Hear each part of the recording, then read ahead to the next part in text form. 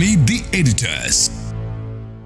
Hello, good evening പ്രിയപ്പെട്ട പ്രേക്ഷകരെ. പ്രതിദിന വാർത്താ വിശകലന പരിപാടി മീറ്റ് ദി എഡിറ്റേഴ്സ് ഇന്ന് ചലിക്കുന്ന സ്റ്റുഡിയോയിൽ നിന്നാണ്.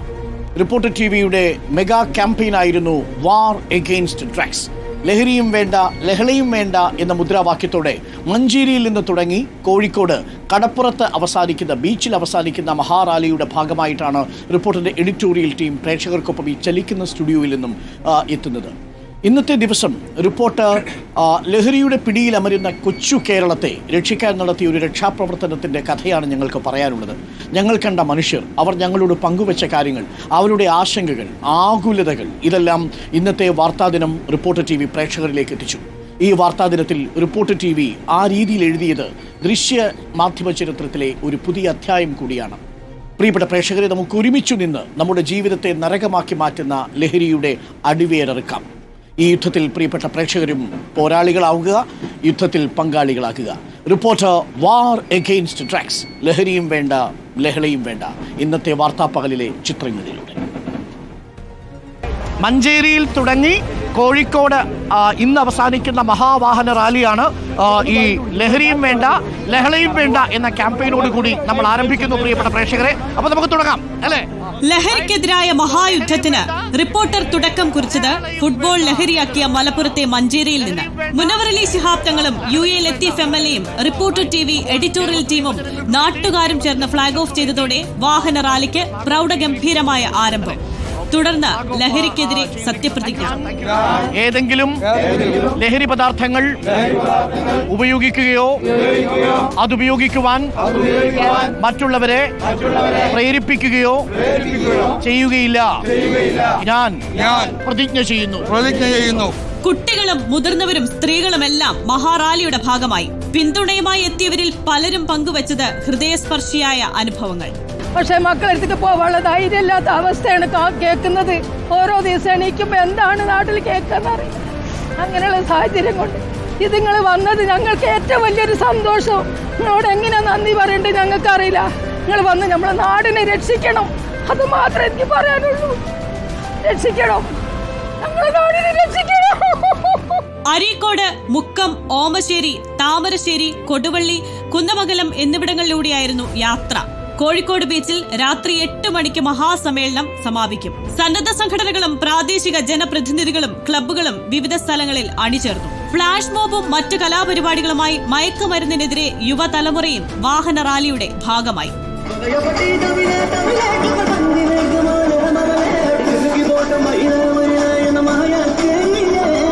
News desk reporter.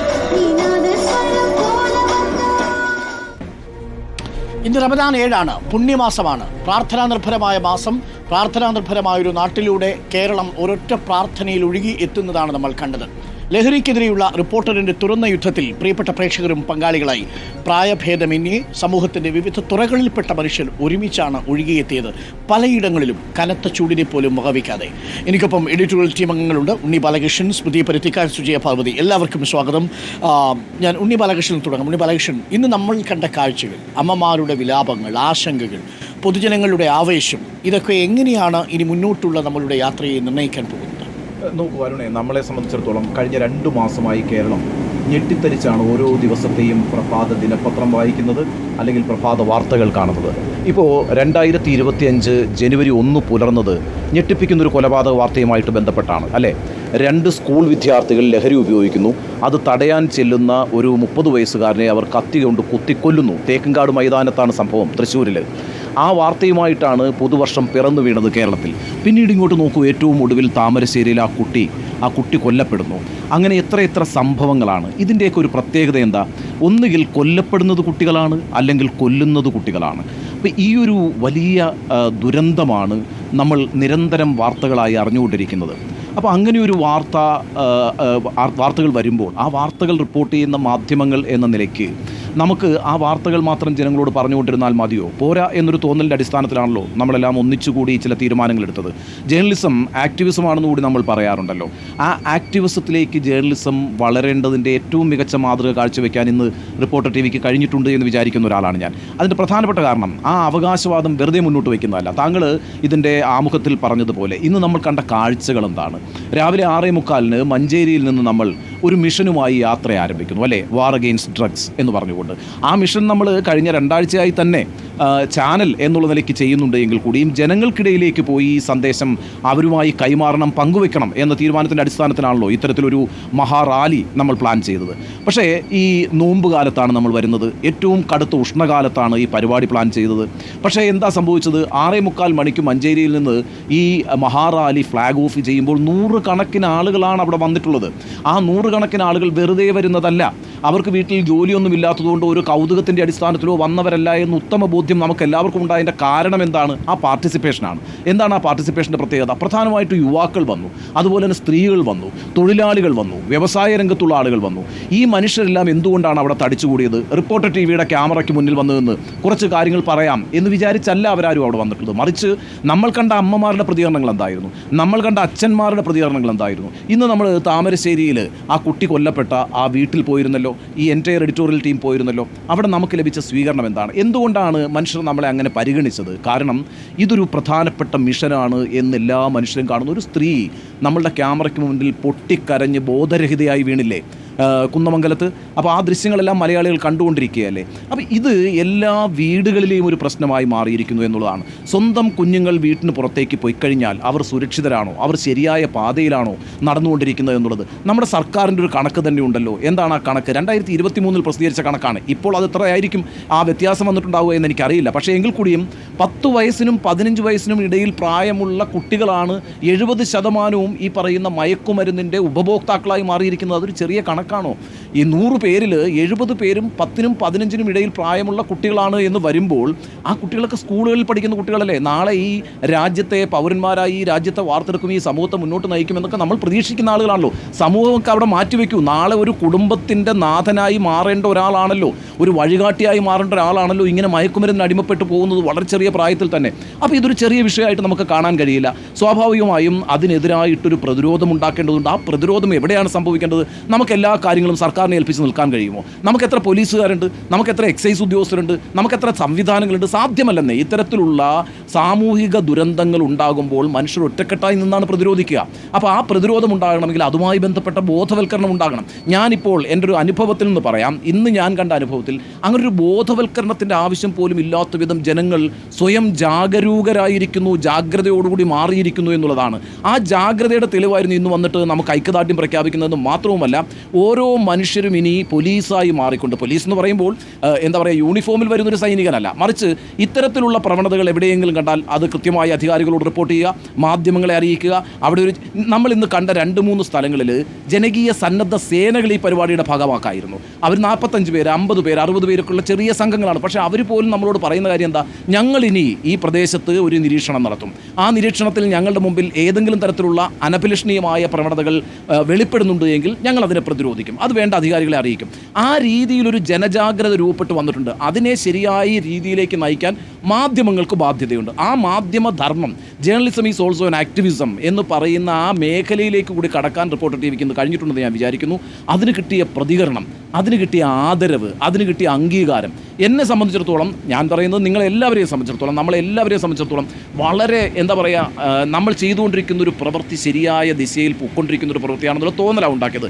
ഈ പറയുന്ന വലിയ വിഷമതകൾക്ക് നടുവിൽ നിന്നുകൊണ്ട് വന്ന് പൊട്ടിക്കരഞ്ഞ് സംസാരിക്കുന്ന, വികാരപരമായി സംസാരിക്കുന്ന, നമ്മുടെ സമൂഹം കടന്നു പോകുന്ന ദുരന്തത്തെക്കുറിച്ച് ഏറ്റവും ബോധ്യത്തോടുകൂടി നിന്ന് സംസാരിക്കുന്ന വലിയൊരു കൂട്ടം മനുഷ്യരെ നമുക്ക് നേരിട്ട് കാണാൻ കഴിഞ്ഞു. നിശ്ചയമായും അത് പ്രത്യാശാനിർഭരമാണ്. നമ്മളിതിനെ മറികടക്കുമെന്ന കാര്യത്തിലൊരു സംശയവുമില്ല.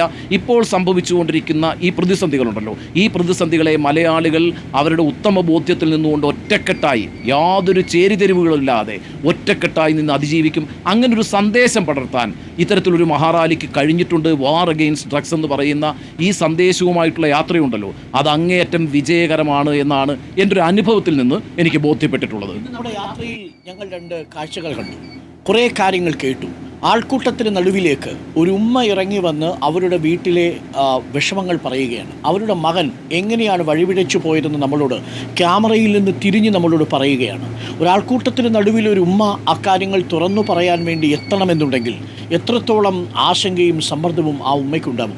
8ാം ക്ലാസ് മുതൽ തൻ്റെ മകൻ കഞ്ചാവ് ഉപയോഗിക്കുന്നുവെന്നും അവനിപ്പോൾ 23 വയസ്സ് പ്രായമായിട്ടുണ്ടെന്നും എന്നെക്കൊണ്ടൊന്നും ചെയ്യാൻ കഴിയുന്നില്ല എന്നും നിങ്ങൾ എന്തെങ്കിലും രീതിയിലൊന്ന് സഹായിക്കണമെന്നും നമ്മളോട് പറഞ്ഞത് കേരളത്തിലെ ഒരു ഉമ്മയാണ്. കുന്നമംഗലെത്തിയപ്പോൾ ഒരു അമ്മയാണ് നമ്മളുടെ മുന്നിൽ പൊട്ടിക്കരഞ്ഞ് നിസ്സഹായായി ബോധം കെട്ടു വീഴുന്നത് നമ്മൾ കണ്ടത്. ഒരു ഉമ്മയുടെ ആശങ്കയും ഒരമ്മയുടെ നിലവിളിയും കേട്ട ദിവസമാണ്. ഇവരെല്ലാം പറയുന്ന ഒരൊറ്റ കാര്യമാണ്, എൻ്റെ മക്കൾ സ്കൂളിൽ നിന്ന് തിരിച്ചു വരുന്നത് ഏത് രൂപത്തിലായിരിക്കും എന്ന് പറയാൻ കഴിയുന്നില്ല. എവിടെ നിന്നാണ് ഇവന് ലഹരി വസ്തു കിട്ടുന്നത് എന്നതിനെക്കുറിച്ച് ഒരു പിടിയുമില്ലാത്ത കാലം. അവൻ ഞങ്ങളോട് സംസാരിക്കുന്നില്ല, അവൻ ദേഷ്യപ്പെടുന്നു, അവൻ്റെ സ്വഭാവത്തിൽ മാറ്റം വന്നുകൊണ്ടിരിക്കുന്നു എന്ന് ഓരോ അമ്മമാരും നമ്മളോട് പറഞ്ഞതെന്ന് കേട്ടു. അതിനെതിരെ എന്താണ് നമ്മൾ ചെയ്യേണ്ടത് എന്നതാണ് ഏറ്റവും പ്രധാനപ്പെട്ട കാര്യം. റിപ്പോർട്ടറിൻ്റെ ഈ കേരളത്തിലൂടെയുള്ള മഹാറാലിയുടെ ആദ്യ ദിനം നമുക്ക് കിട്ടിയ പ്രതികരണങ്ങൾ ആ അർത്ഥത്തിൽ പ്രതീക്ഷ നൽകുന്നതാണ്. പക്ഷേ ആഴമേറിയതാണ് ഈ വിഷവിപത്ത് എന്നുള്ളത് തിരിച്ചറിയാനും ഈ യാത്ര സഹായിച്ചിട്ടുണ്ട്. സ്മൃതി എക്സിക്യൂട്ടീവ് എഡിറ്റർ നമ്മൾക്കൊപ്പം ചേർന്നു. സ്മൃതി, നമ്മുടെയൊക്കെ മാധ്യമ ജീവിതത്തിൽ നമ്മൾ പലപ്പോഴും പല ക്യാമ്പയിനുകളും ഏറ്റെടുത്തിട്ടുണ്ട്. അതൊരു പക്ഷേ 1-2 ആഴ്ച ആ ക്യാമ്പയിനുകൾ നിൽക്കുകയും പല സ്റ്റോറികളോ അതല്ലെങ്കിൽ മിനി ലൈവാത്തോണുകളോ അവതരിപ്പിച്ച് പിരിഞ്ഞു പോവുകയാണ് ചെയ്യുന്നത്. സ്റ്റുഡിയോയിൽ ഇരുന്ന് ഗസ്റ്റുകളുമായി സംവദിച്ച് കടന്നു പോകുന്ന ക്യാമ്പയിനുകളേക്കാൾ എത്രയോ അർത്ഥവത്തായിരുന്നു നമ്മളിന്ന് ഈ വെയിലത്ത്, ഈ ചൂടത്ത്, ഈ റംസാൻ മാസത്തിൽ മലപ്പുറത്തു കൂടി നടത്തിയ യാത്ര. ആ യാത്രയിൽ സ്മൃതി പരുത്തിക്കാട് എന്നൊരു മാധ്യമപ്രവർത്തകയ്ക്ക് തോന്നിയത് എന്താണ്? ഒരു അമ്മ കൂടിയാണല്ലോ സ്മൃതി. തീർച്ചയായിട്ടും എനിക്ക് തോന്നിയ കാര്യം എന്താണെന്ന് വെച്ചാൽ, നമ്മളിത് തുടങ്ങുമ്പോൾ നമ്മളുടെ മനസ്സിലുണ്ടായിരുന്ന ഉത്തരവാദിത്തത്തെക്കാൾ ഇപ്പോൾ നമ്മൾ ഈ ഇന്നത്തെ യാത്ര അവസാനിക്കാറാകുമ്പോൾ അതിൻ്റെ ഉത്തരവാദിത്തം 10 മടങ്ങ് കൂടി എന്നുള്ളതാണ്. കാരണം നമുക്കിനി ഈ യാത്ര ഇങ്ങനെ അവസാനിപ്പിക്കാൻ പറ്റില്ല. ഞാൻ പറയുന്നത് എന്നും ഒരു വണ്ടി എടുത്ത് പോവുക എന്നുള്ളതല്ല, ഇതിനെതിരായ ലഹരി വിരുദ്ധ യാത്ര എന്നുള്ളത് നമുക്ക് അവസാനിപ്പിക്കാൻ കഴിയില്ല എന്നുള്ളതാണ്. ശരിയാണ്, ഈ നോമ്പ് കാലത്ത് സാധാരണഗതിയിൽ മലപ്പുറത്തായാലും കോഴിക്കോട്ടായാലും കടകളെല്ലാം അടഞ്ഞു കിടക്കും. ആളുകൾ പുറത്തേക്ക് പകൽ സമയങ്ങളിൽ അധികം ഉണ്ടാകാറില്ല. അങ്ങനെയാണ് കോഴിക്കോടിൻ്റെയും മലപ്പുറത്തിൻ്റെയും ഒരു പരിസരം. പക്ഷേ ഇന്നത്തെ ദിവസം നോക്കൂ, നമ്മളിങ്ങനെ ഒരു പരിപാടി നടത്തുന്നുണ്ട് എന്നറിഞ്ഞ് വിവിധ സംഘടനകൾ, എത്ര സന്നദ്ധ സംഘടനകളാണ് ഇപ്പോൾ ഒരു കൂട്ടം യുവാക്കൾ ഇപ്പോൾ നമ്മൾ എല്ലായിടത്തും കാണുന്നുണ്ട് അല്ലേ. ഷിരൂരിലേക്ക് പോയവർ തന്നെയാണ് പിന്നീട് വയനാട്ടിലെത്തിയത്. അവർ തന്നെയാണ് ഇപ്പോൾ മുക്കത്ത് ലഹരി വിരുദ്ധ ക്യാമ്പയിനും അവർ തന്നെയാണ് ഇറങ്ങുന്നത്. അപ്പോൾ അതൊരു തുടർച്ചയാവുകയാണ്. ഇത് സമൂഹത്തോട് ഉത്തരവാദിത്തമുള്ള ഒരു വലിയ വിഭാഗം ഉണർന്നു വരുന്നു എന്നുള്ളത് വലിയ പ്രതീക്ഷ നൽകുന്ന കാര്യമാണ്. എല്ലാ മാധ്യമങ്ങളും പല രൂപത്തിലൊക്കെ ഈ ക്യാമ്പയിനുകൾ ചെയ്യുന്നുണ്ട്. പക്ഷേ നമ്മൾ അവർക്കിടയിലേക്ക് ഇറങ്ങിച്ചെന്ന് ചെയ്തതുകൊണ്ടാണ് അവരെത്രത്തോളം നമ്മളിൽ നിന്ന് എക്സ്പെക്റ്റ് ചെയ്യുന്നു എന്നുള്ള കാര്യം കൂടെ നമുക്ക് നേരിട്ട് കാണാൻ പറ്റിയത്. എത്ര അമ്മമാർ നമ്മളോട് സംസാരിച്ചു, എത്ര രക്ഷിതാക്കൾ, വ്യാപാരി വ്യവസായി സംഘടനകളുടെ ആൾക്കാരായാലും ടീച്ചേഴ്സ് വന്ന് സംസാരിച്ചു. അതിൽ പ്രായമായ ഒരു ടീച്ചർ ഒരു അമ്മ വന്ന് പറയുന്നതായിട്ടില്ലേ, കുട്ടികളെ ഉപദേശിക്കുമ്പോൾ അവർ നമ്മുടെ അടുത്ത് സംസാരിക്കുന്ന രീതി കാണുമ്പോൾ ഭയം തോന്നുന്നു. അത് വി.ഡി. സതീശൻ സഭയിൽ അവതരിപ്പിച്ചൊരു കാര്യമാണ്. കാരണം ഈ പ്രതികരണം വേറെ രൂപത്തിലാകുന്നത് ഉറപ്പായിട്ടും അത് അവരുടെ ഉള്ളിൽ നിന്ന് വരുന്നതല്ല. അവർക്ക് മുന്നിൽ നിൽക്കുന്ന അമ്മയാണെന്നോ ടീച്ചറാണെന്നോ അല്ലെങ്കിൽ തന്നെക്കാൾ മുതിർന്ന ഒരു വ്യക്തിയാണെന്നോ ഉള്ള ഒരു ബഹുമാനവുമില്ല.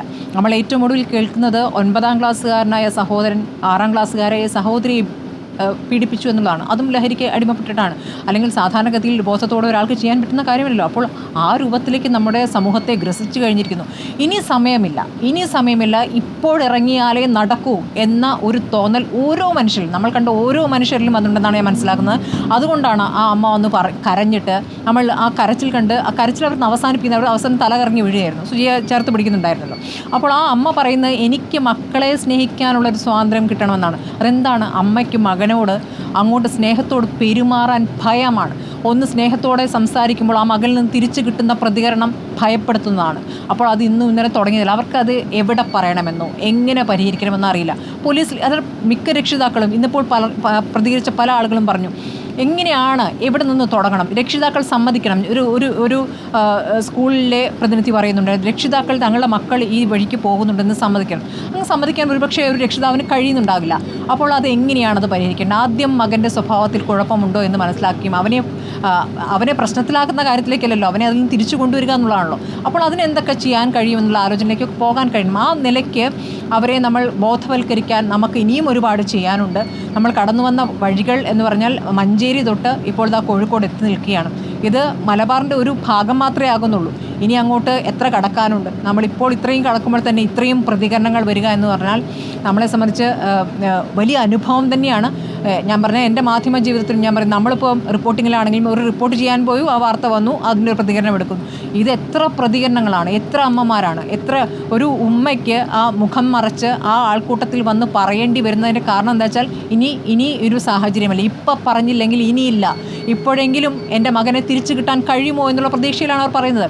അപ്പോൾ ഈ സർക്കാർ ഇപ്പോൾ നമ്മളെ അഭിനന്ദിച്ചുകൊണ്ട് മന്ത്രിയുടെ പ്രതികരണമൊക്കെ വരുന്നത് ശരിയാണ്. നമ്മളെ സംബന്ധിച്ച് ഈ വെയിലത്തിറങ്ങാന്ന് പറഞ്ഞാൽ നല്ല ബുദ്ധിമുട്ടുള്ള കാര്യം തന്നെയാണ്. പക്ഷേ നമ്മളെ കാത്തിരുന്നവരും അതുപോലെ ബുദ്ധിമുട്ടി 2 മണിക്കും 1 മണിക്കൊക്കെ നട്ടുച്ച വെയിൽ കാത്തിരിക്കുന്ന കുട്ടികളടക്കം അല്ലേ. അത് മാത്രമല്ല നമ്മുടെ കൂടെ വോളണ്ടിയർമാരായി വന്ന പെൺകുട്ടികൾ, കോളേജ് കുട്ടികളൊക്കെ, അവരൊക്കെ എത്ര വെയിൽ കൊണ്ടിട്ടാണ് അവർ നമ്മുടെ കൂടെ വരുന്നത്, എത്ര ദൂരം അവർ സഞ്ചരിച്ചിരിക്കുന്നത്. നമ്മുടെ ഈ വാഹന ജാതിയിൽ ബൈക്കിൽ പോയവർ, കാറിൽ പോയവർ ഒക്കെ ചൂട് കൊണ്ടിട്ട് തന്നെയാണ് നിൽക്കുന്നത്. അപ്പോൾ ഈ ചൂട് എന്ന് പറയുന്നത് വേറെ ഒരു പൊള്ളലിൽ നിന്നും പുറത്ത് കിടക്കാൻ വേണ്ടിയിട്ടാണ്. ജീവിതത്തിലേക്ക് മടങ്ങി വരാൻ നമ്മുടെ യുവത്വത്തെ, നമ്മുടെ കുട്ടികൾ എന്ന് പറയുമ്പോൾ ഈ പറഞ്ഞ മാതിരി 15ഉം 14 വയസ്സുള്ള കുട്ടികൾ മുതൽ സ്കൂളുകളിലേക്ക് വരുന്നു. കൊച്ചു കുട്ടികൾ വരെ ബോധത്തോടുകൂടി പറയുന്ന കേട്ടില്ല, ഞാൻ സ്കൂളിൽ പഠിക്കുന്നു, ഞാൻ ഈ ലഹരി വിരുദ്ധ ക്യാമ്പയിന് വേണ്ടി വന്നത് അതുകൊണ്ടാണ്, ഞാൻ സ്കൂളിൽ പഠിക്കുന്നുണ്ട്, ഈ കാര്യം ഞാൻ എൻ്റെ കൂട്ടുകാരോട് പറയും. അത് കേൾക്കുമ്പോൾ ഒരു സന്തോഷവും പ്രതീക്ഷയാണ്. അപ്പോൾ അതുകൊണ്ട് അതാണ് ഭൂരിപക്ഷം എന്നുള്ള പ്രതീക്ഷയിൽ നമുക്ക് ബാക്കിയുള്ളവരെയും മടക്കി കൊണ്ടുവരാനുള്ള ശ്രമം നടത്താൻ ഒറ്റ കാര്യമുള്ളൂ. ഇപ്പോൾ പോലീസുകാർ മാത്രമല്ല, എല്ലാവരിലും ഒരു പോലീസ് എന്ന് പറഞ്ഞാൽ നിയമം കയ്യിലെടുക്കുക എന്നുള്ളതല്ല. എല്ലാവരിലും ഒരു പോലീസ് എന്ന് വെച്ചാൽ നമ്മുടെ കണ്ണ് എല്ലായിടത്തും ഉണ്ടാണ്. നമ്മുടെ കുട്ടികൾ എങ്ങോട്ട് പോകുന്നു, ആരുമായിട്ടാണ് കൂട്ടുവിടുന്നത്, എവിടെയാണ് റോഡുകളിൽ വേറെ രൂപത്തിൽ ഇവർ പെരുമാറുന്നതെന്ന് കണ്ടറിഞ്ഞ് അവരെ അതിൽ തിരിച്ചു കൊണ്ടുവരാനുള്ള ശ്രമങ്ങൾ നടത്തണം. അപ്പോൾ അവരുടെ മേൽ കണ്ണുണ്ട്. കുട്ടി ലഹരി ഉപയോഗിക്കുന്നവരുടെ മേലല്ല, ലഹരി കൊണ്ട് നടന്ന് ഇവരുടെ മേൽ അടിച്ചേൽപ്പിക്കുന്നവരുടെ മേലും ഈ നമ്മുടെ മുഴുവൻ കണ്ണുകളുണ്ട് എന്ന ഭയം അവർക്കിരിക്കട്ടെ എന്നുള്ളതാണ്. ആ ഭയം ഇരിക്കട്ടും എന്നുള്ളതാണ് നമുക്ക് പറയാനുള്ളത്. റിപ്പോർട്ടർ TV നടത്തുന്ന ഈ മെഗാ റാലി ഇവിടെ കൊണ്ട് അവസാനിക്കുന്നില്ല എന്നുള്ളതാണ്. പഞ്ചാബിൽ 9374 കേസുകളാണ് ഒരു വർഷം പിടിക്കുന്നതെങ്കിൽ കേരളത്തിൽ അതിൻ്റെ 3 മടങ്ങാണ്, 27,000 എന്നതാണ് കേരളത്തിൻ്റെ കണക്ക്. കഴിഞ്ഞൊരൊറ്റ മാസം കൊണ്ട് ഓപ്പറേഷൻ ഡി ഹണ്ട്, കഴിഞ്ഞ ഒരാഴ്ച കൊണ്ട് പിടിച്ച കണക്കുകൾ കേട്ടാൽ നമ്മൾ ഞെട്ടിപ്പോകും. അതിൽ ഏറെയും 10 വയസ്സിനും 19 വയസ്സിനും ഇടയ്ക്കുള്ള ആളുകളാണ് എന്ന ഒരു തിരിച്ചറിവ് കൂടി നമുക്കുണ്ടാവുന്നു. MDMA പോലെയുള്ള രാസലഹരി നമ്മളെ കീഴ്പ്പെടുത്തി കഴിഞ്ഞു, അതിൻ്റെ വിഷപ്പല്ലുകൾ നമ്മളിൽ ഇറങ്ങിക്കഴിഞ്ഞു. അർബുദം പോലെ വളരെ സൈലൻ്റായൊരു ക്യാൻസർ ആയിരുന്നു അത്. എന്നാൽ നമ്മൾ ഇപ്പോൾ തിരിച്ചറിയുന്നു, അത് ഇപ്പോൾ ഈ നിമിഷം ചികിത്സിച്ചു ഭേദമാക്കിയിട്ടുണ്ട്. ചലിക്കുന്ന സ്റ്റുഡിയോയിൽ നിന്നുകൊണ്ടാണ് നമുക്കിപ്പം ആന്റോ അഗസ്റ്റിൻ മാനേജിംഗ് എഡിറ്റർ നമുക്കൊപ്പം ഉണ്ട്. ആന്റോ അഗസ്റ്റിൻ, ഈ മാധ്യമപ്രവർത്തകർക്ക് ചില ഘട്ടങ്ങളിൽ ആക്ടിവിസ്റ്റുകളുടെ റോളുകൾ എടുക്കേണ്ടി വരും. നമ്മൾ ഇന്ന് പൊതുസമൂഹത്തിന് മുന്നിൽ ഇറങ്ങിയത് ഒരു തരത്തിലും റേറ്റിംഗ് വർദ്ധിപ്പിക്കാനായിരുന്നില്ല. കാരണം നമ്മളെടുത്ത കൊമേഴ്സ്യൽസോ നമ്മളെടുത്ത ബ്രേക്കുകളോ നോക്കിയാൽ തന്നെ പ്രേക്ഷകർക്ക് ഇത് മനസ്സിലാവും. ഏതെങ്കിലും തരത്തിൽ വലിയ പ്രേക്ഷകരെ ഒപ്പം കൂട്ടുക എന്ന ഉദ്ദേശമായിരുന്നില്ല. പക്ഷേ നമ്മൾ മുന്നോട്ട് വെച്ചൊരാശയം അത് എത്രത്തോളം പ്രധാനപ്പെട്ടതാണെന്ന് തിരിച്ചറിയാൻ കൂടി യാത്ര നമ്മളെ സഹായിച്ചിട്ടുണ്ട്. അത് പ്രേക്ഷകരിൽ ചിലർക്കെങ്കിലും ബോധ്യമാവുകയും ചെയ്തിട്ടുണ്ട്. പല ഇടങ്ങളിൽ നിന്നായി പല ആളുകൾ വിളിച്ചു. ഏറ്റവും ഒടുവിൽ നമ്മളിപ്പോൾ റെസ്റ്റോറൻറ്റിൽ ഇരിക്കുന്ന സമയത്ത് വളരെ പ്രധാനപ്പെട്ട ഒരാൾ എന്നെ വിളിച്ചിട്ട് വളരെ പ്രധാനപ്പെട്ട വിവരത്തിൻ്റെ സൂചന നൽകി. നമ്മൾ 2 ദിവസത്തിനുള്ളിൽ ആ വാർത്ത കേരളം ആകെ അറിയത്തക്ക രീതിയിലൊരു ബ്രേക്കിംഗ് വാർത്തയിലേക്ക് പോവുകയും ചെയ്യും. ആ അർത്ഥത്തിൽ പല തരത്തിലാണ് പ്രതികരണങ്ങൾ വന്നുകൊണ്ടിരിക്കുന്നത് ഇപ്പോഴും, അല്ലേ? നമ്മളെ സംബന്ധിച്ചിടത്തോളം നമ്മൾ റിപ്പോർട്ടർ TV തുടങ്ങിയ കാലത്ത് നമ്മളിട്ട ടാഗ് ലൈൻ എന്ന് പറഞ്ഞാൽ ഫൈറ്റ് ഫോർ ജസ്റ്റിസ് ആണ്. നീതിക്ക് വേണ്ടി പോരാടാൻ വേണ്ടിയിട്ടാണ് ശരിക്കും പറഞ്ഞാൽ റിപ്പോർട്ടർ TV തുടങ്ങിയത് തന്നെ. നമ്മൾ 2-3 പ്രോഗ്രാമുകൾ, ഒന്ന് ഷിരൂരും അതുപോലെ തന്നെ വയനാടും അതുപോലെ തന്നെ നമ്മളുടെ ഈ ലഹരിക്ക് വേണ്ടിയുള്ള ക്യാമ്പയിനുമാണ് വലിയ രീതിയിലെ ക്യാമ്പയിനായിട്ട് സ്റ്റാർട്ട് ചെയ്തതെന്ന് വേണമെങ്കിൽ പറയാം. നമ്മളെ സംബന്ധിച്ചിടത്തോളം എന്താണ്, നമ്മളെ സംബന്ധിച്ചിടത്തോളം നോമ്പ് കാലമാണ്. രണ്ടാമത്തെ കാര്യം എന്താണ്, വളരെ നല്ല ചൂടാണ്. കേരളത്തെ സംബന്ധിച്ച് ഇത്രയും ചൂടുള്ള കാലമില്ല. അപ്പോൾ മലപ്പുറത്തുനിന്ന് ഒരു ക്യാമ്പയിൻ തുടങ്ങുക എന്ന് പറഞ്ഞാൽ വളരെ ദുഷ്കരമാണ്. പക്ഷേ എന്താണ് ഇത്രയും വലിയ റിസ്ക് ഈ സമയത്ത് എടുക്കാനുള്ള കാരണം എന്ന് പറഞ്ഞാൽ റൈറ്റിങ്ങിന് വേണ്ടിയിട്ടല്ല. കാരണം നമുക്ക് റൈറ്റിംഗ് കുറയാനേ സാധ്യതയുള്ളൂ. കാരണം ഇതുപോലെയുള്ള പ്രോഗ്രാംസുകൾ റൈറ്റിങ്ങിന് വേണ്ടിയിട്ട് ആർക്കും ചെയ്യാൻ കഴിയില്ല. കൊമേഴ്ഷ്യലുകൾ നിർത്തിക്കൊണ്ട് നമുക്ക് ഈ പ്രോഗ്രാം ചെയ്യാൻ കഴിയില്ല. അപ്പോൾ നമ്മൾ എന്താണ് ആഗ്രഹിക്കുന്നത്, നമ്മളെ സംബന്ധിച്ചിടത്തോളം കേരളത്തിലെ ജനങ്ങൾ അനുഭവിക്കുന്ന വലിയൊരു ദുരന്തമാണ് ഈ പറഞ്ഞ ലഹരി എന്ന് പറയുന്നത്. ഈ ലഹരിനെ നമ്മൾ ഈ നാട്ടിൽ നിന്ന് തുടച്ചു നീക്കിയേ കഴിയുള്ളൂ. അതിന് ഒറ്റക്കെട്ടായി ജനങ്ങൾ ഇറങ്ങുക എന്നുള്ളതിനേക്കാൾ അപ്പുറം ഒന്നും ചെയ്യാനില്ല. കേരളത്തിലെ പോലീസ് വിചാരിച്ചാലോ എക്സൈസ് വിചാരിച്ചാലോ ഗവൺമെൻറ് വിചാരിച്ചാലോ മാത്രം കേരളത്തിൽ ലഹരിയെ തുടച്ചു തീർക്കുക എന്ന് പറയുന്നത് ഒരിക്കലും നടക്കാത്ത കാര്യമാണ്. നമ്മളെ സംബന്ധിച്ചിടത്തോളം എന്താണ്, കേരളത്തിലെ ജനങ്ങളെ ബോധവൽക്കരിക്കുക എന്നുള്ള ഒരു ആവശ്യം കൂടിയുണ്ട്. കേരളത്തിലെ ജനങ്ങളെ ബോധവൽക്കരിക്കുക, കുടുംബത്തിൽ നിന്ന് തുടങ്ങണം ബോധവൽക്കരണം എന്നുള്ളത്. ഇപ്പോൾ ലഹരിയെക്കുറിച്ച് ചർച്ച ചെയ്യാനുള്ള ഇടവരുത്തണം. കാരണം ലഹരി എന്താണ്, ഒരാളിൽ അഡിക്റ്റായി കഴിഞ്ഞാൽ അതിനെ എങ്ങനെ ലഹരിയിൽ നിന്ന് പുറത്തു കൊണ്ടുവരാമെന്നുള്ളത് ജനങ്ങൾ പഠിക്കണം. അതുപോലെയുള്ള കുറേ കാര്യങ്ങളുണ്ട്. അത് ജനങ്ങളിൽ ആ പേടി കുടുംബത്തിൽ നിന്ന് മാറിക്കിട്ടണം. ഒരു അമ്മയോ അച്ഛനോ പെങ്ങളോ ഒരു ദുരിതം വീട്ടിൽ കടന്ന് ഒരു ലഹരിക്ക് അടിമയായ ഒരാളുടെ ദുരിതം അനുഭവിക്കുകയാണെങ്കിൽ അത് അവർക്ക് പുറത്ത് പറയാൻ കഴിയണം.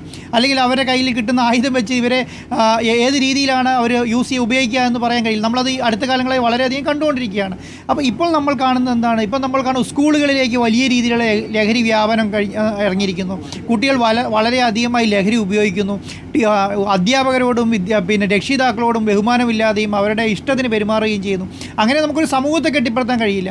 ആ സമൂഹത്തിലുണ്ടാകുന്ന ദുഷ്പ്രവണത നമുക്ക് മാറ്റിയേ കഴിയുള്ളൂ. അപ്പം റിപ്പോർട്ടർ ടിവിയെ സംബന്ധിച്ചിടത്തോളം അതിൻ്റെ ആദ്യഘട്ടം എന്നുള്ള നിലയ്ക്ക് നമ്മൾ മഞ്ചേരിയിൽ നിന്നാണ് നമ്മൾ തുടങ്ങിയത്. മഞ്ചേരി തുടങ്ങുമ്പോൾ രാവിലെ 6 മണി, സ്മൃതിമാൻ നേരത്തെ ഉണ്ണിസാറൊക്കെ പറഞ്ഞ പോലെ 6 മണിക്ക് നമ്മൾ മഞ്ചേരിയിൽ വരുമ്പോൾ കാണുന്നത് ആയിരക്കണക്കിന് ജനങ്ങളാണ്. ആയിരക്കണക്കിന് ജനങ്ങൾ എന്ന് പറയുന്ന വ്യായാമങ്ങളെല്ലാം നമ്മുടെ ഏരിയയിലേക്ക് മാറ്റിയവർ.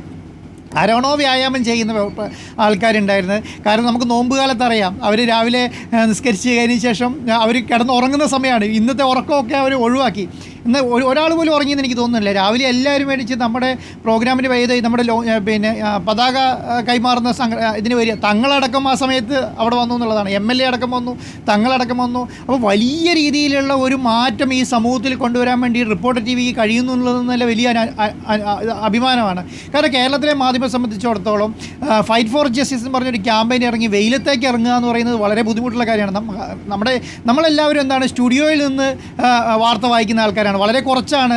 കാരണം മോർണിംഗ് ഷോ നമ്മൾ ചെയ്യാറുണ്ടാവും. പക്ഷേ ഈ നട്ടുച്ചയ്ക്ക് വെയിലത്തിറങ്ങി നമ്മൾ ആൾക്കാരെ കാണുക എന്ന് പറയുമ്പോൾ നമ്മളെ കാണാൻ ഒരു വിഭാഗം ജനങ്ങൾ കേരളത്തിൻ്റെ വിവിധ ഭാഗങ്ങളിൽ അല്ലെങ്കിൽ മലബാറിൻ്റെ വിവിധ ഭാഗങ്ങളിൽ കാത്തുനിന്നു എന്നുള്ളതാണ്.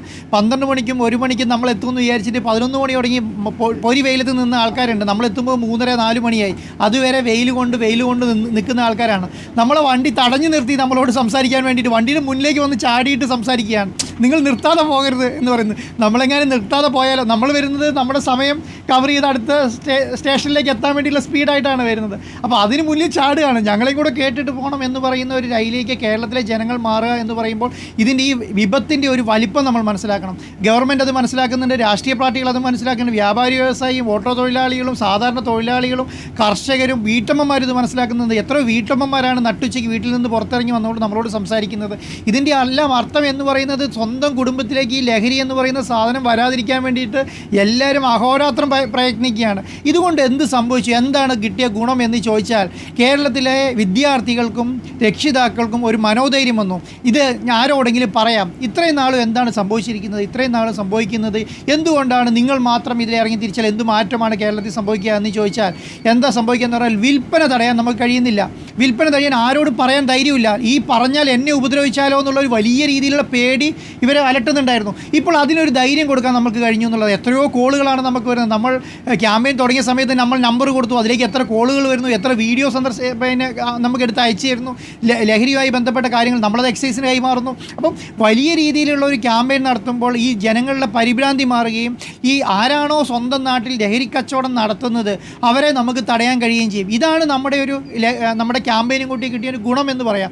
അതുകൂടാതെ തന്നെ വീട്ടിൽ അനുഭവിക്കും. ഇന്ന് ഒരു ഉമ്മ വന്നിട്ട് പറയുന്നത് കേട്ടില്ലേ, സ്വന്തം മകൻ്റെ ഭീഷണി കൊണ്ട് നമുക്ക് വീട്ടിൽ കിടക്കാൻ പറ്റുന്നില്ല, പേടിച്ചിട്ടാണ് കിടന്നുറങ്ങുന്നത്. സ്വന്തം ക്യാമറ നമ്മൾ പുറകിൽ വെച്ചെടുക്കുകയാണ്.